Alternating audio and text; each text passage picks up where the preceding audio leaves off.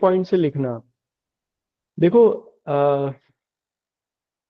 श्रीलंका के इतिहास के बारे में भी हमें पता चलता है बौद्ध ग्रंथों से ही, जिनमें दो सबसे इंपॉर्टेंट हैं, दीपवंश और महावंश। ये दो बौद्ध ग्रंथ हैं जो सबसे इंपॉर्टेंट हैं। श्रीलंका की हिस्ट्री के बारे में इनसे खूब पता चलता है हम लोगों को। इवन श्रीलंका के सबसे पहले ऐतिहासिक ग्रंथ भी ये माने जाते हैं, दोनों को ही मानते हैं हम लोग। दीपवंश की रचना पहले हुई, महावंश की रचना बाद में हुई, ये याद रखना है। इसीलिए मैं पहले दीपवंश लिखवाऊंगा फिर महावंश लिखवाऊंगा। देखो श्रीलंका में जो सबसे पहले बौद्ध भिक्षु गए वो अशोका के पीरियड से गए। इसीलिए जो दूसरी शताब्दी ईसा पूर्व है, सेकेंड सेंचुरी बीसी, तभी इनकी भी रचना हुई दीपवंश और महावंश की, क्योंकि इसी समय वहां बौद्ध भिक्षु गए। कुछ लोगों का तो मानना ये भी है कि जो जातक ग्रंथ हैं उनकी रचना वहीं हुई श्रीलंका में, भारत में वो नहीं लिखे गए, ऐसा कुछ लोगों का मानना है। क्योंकि श्रीलंका में बुद्धिज्म का प्रचार ज्यादा हुआ, वो वहाँ सरवाइव भी किया, और हम लोग आज भी देखते हैं कि आज भी वहाँ वो सरवाइव कर रहा है। लेकिन भारत में वो बुद्धिज्म उतना नहीं सक्सेसफुल हो पाया लेटर पीरियड में, जितना वो श्रीलंका में हुआ, है ना। इसमें हिंदी में लिखना, पाली भाषा का एक महत्वपूर्ण ग्रंथ मिलिंद पन्हो है। Milind Panho is another important is another important text of Pali language of Pali language। देखो मिलिंद पन्हो माने मिलिंद के प्रश्न, पन्हो का मतलब होता है प्रश्न, और मिलिंद नाम है। तो एक्चुअली मिलिंद नाम था, एक यूनानी राजा थे मेनेंडर, उनका इंडो ग्रीक किंग थे ये। और कह सकते हैं आज का जो उत्तर पश्चिमी भारत है, अफगानिस्तान और सीरिया तक का हिस्सा है, वहां ये राज करते थे। इन्हीं से वाद विवाद हुआ एक भिक्षु का, जिसका नाम था नागसेन। तो नागसेन से इनका जो वाद विवाद है यही इस पुस्तक में है, मिलिंद पन्हो में। मिलिंद के प्रश्न हैं ये उस भिक्षु से जो किए, और बाद में इन्होंने बौद्ध धर्म मान लिया था। नागसेन ने ही इन्हें बौद्ध धर्म में दीक्षित किया। तो अगले पॉइंट से लिखना, एक और बौद्ध ग्रंथ है जिसे हम लोग अंगुत्तर निकाय कहते हैं। अंगुत्तर निकाय, इसमें 16 महाजनपदों का वर्णन है। ये वही 16 महाजनपद है। देखो अंगुत्तर निकाय में भगवान बुद्ध के समय की कुछ कहानियां हैं। इन कहानियों में चूंकि भगवान बुद्ध का जब जन्म हुआ और उनको निर्वाण की प्राप्ति हुई, उस समय 16 महाजनपद अस्तित्व में थे, आ गए थे। तो फिर 16 के 16 महाजनपदों का इसमें वर्णन मिलता है। ये आया है एग्जाम में, पूछा गया है कई बार, तो याद रखना। बौद्ध धर्म के तो अंगुत्तर निकाय में, और जैन धर्म में भगवती सूत्र में, जिसमें महावीर की कथा है, उनके जीवन के बारे में बातचीत की गई है। इन दोनों में जिक्र मिलता है 16 महाजनपदों का। तो आप लिखना, दो और टेक्स्ट हैं जो बुद्धिज्म से ही हैं। एक का नाम है दिव्यावदान और दूसरे का आर्य मंजूश्री मूल कल्प, ये नाम है। इन दोनों में बुद्धिस्ट व्यू से मौर्यों से लेके और गुप्तों तक का वर्णन है, गुप्त राजाओं तक का वर्णन है इसमें। मौर्य से इन्होंने शुरू किया है और गुप्तों तक गए हैं, लेकिन पॉइंट ऑफ व्यू बुद्धिस्ट है। पॉइंट ऑफ व्यू बुद्धिस्ट माने बुद्धिज्म के प्रचार प्रसार, उसके डेवलपमेंट, उसी से रिलेटेड बातें हैं इसमें। जैसे कुछ गुप्त राजाओं को इन्होंने ये माना है इसमें कि वो बुद्धिस्ट थे, जबकि वो वास्तव में नहीं थे। लेटर पीरियड में तो कुछ एक दो राजाओं के नाम मिलते हैं, लेकिन बाकी नहीं थे। ठीक है, नेक्स्ट लिखना। अब इसको लिखने से पहले थोड़ा समझो। देखो बुद्धिज्म दो भागों में टूट गया था कनिष्क के समय में। 81 एडी में आके दो पार्ट्स में डिवाइड हो गया, एक महायान और एक हीनयान। दोनों में अंतर इतना था, महायान बुद्धिज्म में भगवान बुद्ध को भगवान मान लिया गया था, लॉर्ड, और ईश्वर मान के उनकी पूजा की जाने लगी। और ये कहा जाने लगा, मतलब ये माना जाता है उसमें कि वो ईश्वर है। जबकि हीनयान बुद्धिज्म में उनको एक सामान्य व्यक्ति माना गया, और ये माना गया कि वो आत्मज्ञान के बल पर बुद्ध हो गए, वो ईश्वर नहीं माने गए। जो विदेशी आए भारत में, उन्होंने उन्हें ईश्वर की तरीके से ही माना, क्योंकि वो अपने यहाँ ईश्वर को ही देखते हुए आए थे जिसको पूजा जाता है। इसलिए जितने विदेशी आए उन्होंने महायान बुद्धिज्म को अडॉप्ट किया। कुछ लोगों का मानना यही है कि बुद्धिज्म में जो डिवीजन हुआ हीनयान और महायान का, उसके उसके पीछे यही एक रीजन था। तो कुषाणों के समय में जब चौथी बौद्ध संगति हुई और कुषाण विदेशी विदेशों से आए हुए लोग थे, तो इसीलिए वो दो भागों में बट गया वहां। महायान बुद्धिज्म ने लेटर पीरियड में संस्कृत को अपना लिया था। बुद्धिज्म हम लोगों ने अभी तक पढ़ा, उसमें यही पढ़ा कि उनकी भाषा पाली थी, और जो सबसे पुराने ग्रंथ थे, बुद्ध ग्रंथ, बौद्ध ग्रंथ जैसे पिटक, वो पाली भाषा में लिखे गए। लेकिन पहली शताब्दी और दूसरी शताब्दी तक आते आते संस्कृत को भी बुद्धिज्म में एक्सेप्ट कर लिया गया था। यही महायान बुद्धिज्म की पहचान भी थी। बुद्ध को अवतार के रूप में भी माना जाने लगा। अवतार तो ईश्वर ही लेता है, और इसे इसलिए बुद्ध को इसी समय विष्णु का एक अवतार माना गया। तो महायान बुद्धिज्म एक तरीके से ब्राह्मण जो धर्म था, जिसके विरोध में क्रांति के रूप में बुद्धिज्म आया, उसी के कुछ कुछ जैसा हो गया। तो फिर ये एक तरीके की डिवीजन था, एक तरीके का, दोनों में अलग अलग फूट थी। इसलिए महायान बुद्धिज्म के जो ग्रंथ लिखे गए आगे चलकर, वो संस्कृत भाषा में थे।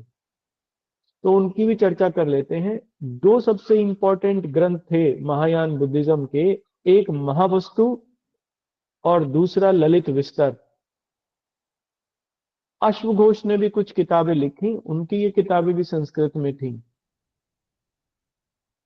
तो इन दोनों के हम लोग नाम लिख लेते हैं। तो अगले पॉइंट में लिखना, क्योंकि महायान बुद्धिज्म और इसको तो हम लोग आगे देखेंगे, जब कुषाण पढ़ेंगे वहां दो भागों में बांटेंगे, या बौद्ध धर्म पढ़ेंगे। यह ठीक है, ये हमारा कंप्लीट हो गया बौद्ध साहित्य। मेरे हिसाब से इसके बाहर आपसे लिटरेचर से कोई क्वेश्चन नहीं आएगा, बुद्धिस्ट लिटरेचर से। ठीक है, चलो आगे चलते हैं। नेक्स्ट आप हेडिंग लिख लो, जैन साहित्य, जैन लिटरेचर। देखो, जैन उन लोगों को हम लोग कहते हैं, जैन बना जिन से। जिन माने जान लेना, जान लेना, या एक और मतलब भी है उसका, जीत लेना। अब किसको जीत लेना, तो वो शब्द है जैन, जिन से बना। और जिन का मतलब है इंद्रियां, इंद्रियों को जीतने वाला जिन होता है। वो वाला जिन नहीं जो बोतल में बंद है, वो वाले जिन की बात नहीं है। जिन माने जिसने इंद्रियों को जीता हो, वो जैन है। इसी को हम लोग जिनेन्द्र भी कहते हैं। इसीलिए महावीर स्वामी का एक दूसरा नाम जिनेन्द्र भी है। तो जैन वो जिसने अपनी इंद्रियों को, इंद्रियां माने वासनाएं, अपनी जो एपेटाइट है, क्षुधाएं हैं, इनको जीत लेना। पांच टाइप की हैं, इसलिए पांचवी टाइप के दुनिया भर में रस भी हैं। और यही चीजों को बाहर की ओर भी लेके जाती हैं। आप इनको देखोगे तो इनको जीतने वाला जिनेन्द्र होता है। इसलिए जैन धर्म में, या वो लोग जो जैन हैं, उन पे वासनाएं, वो उन लोगों का अपनी वासनाओं पर नियंत्रण होना चाहिए।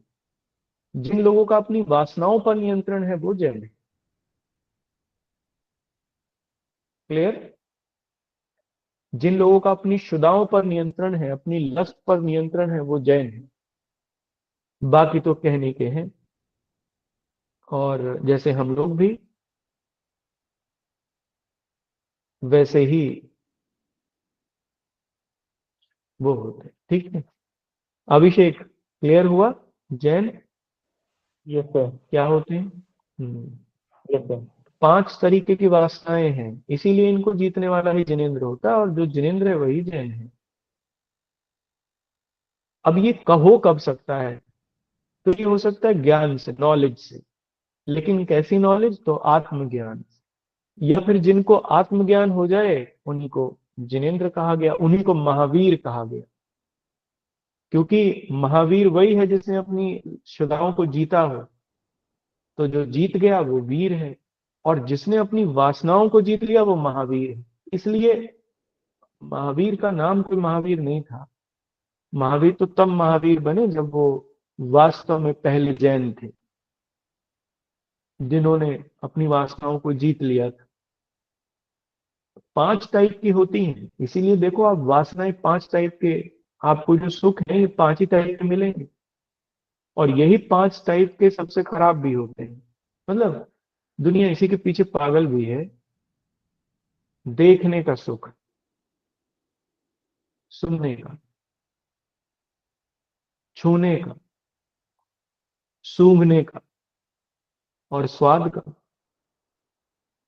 ये 5 ही टाइप के सुख हैं। हेडोस्ट कह सकते हैं इन्हें हम लोग। हेडोइस्टिक, हेडोइस्ट हैं ये 5 टाइप की। यही स्वाद है 5।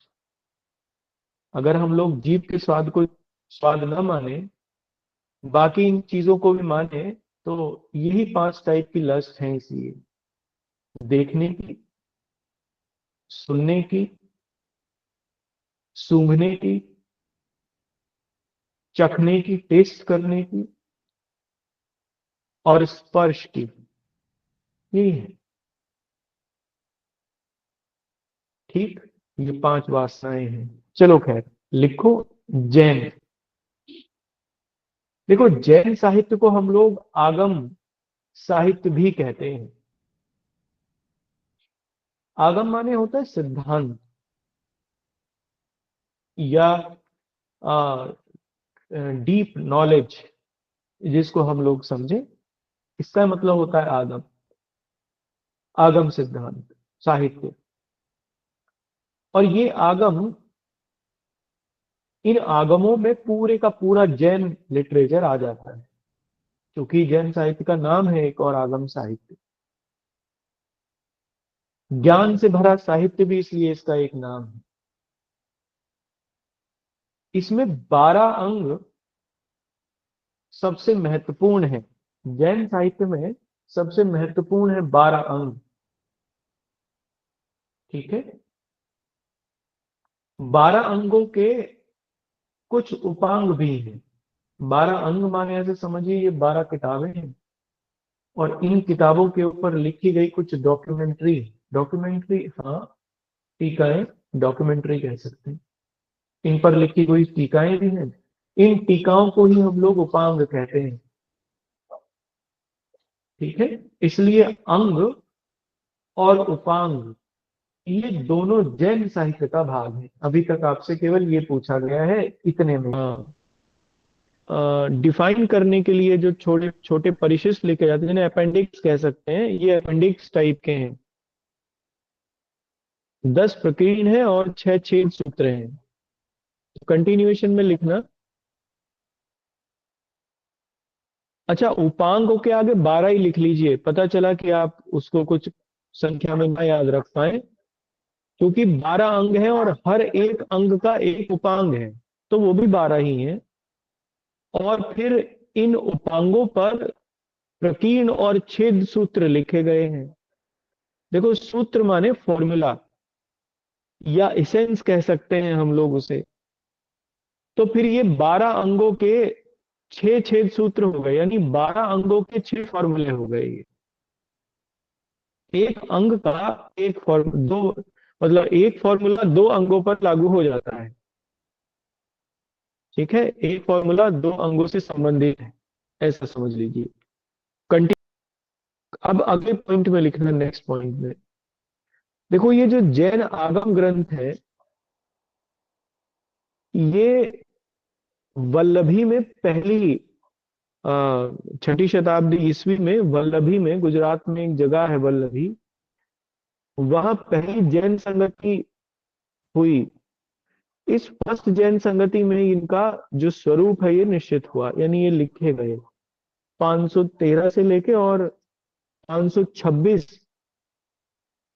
ईस्वी में, ईस्वी तक ये वल्लभी में एक सभा का आयोजन हुआ। उसमें इन आगम ग्रंथों का जो वास्तविक स्वरूप है वो लिखा गया।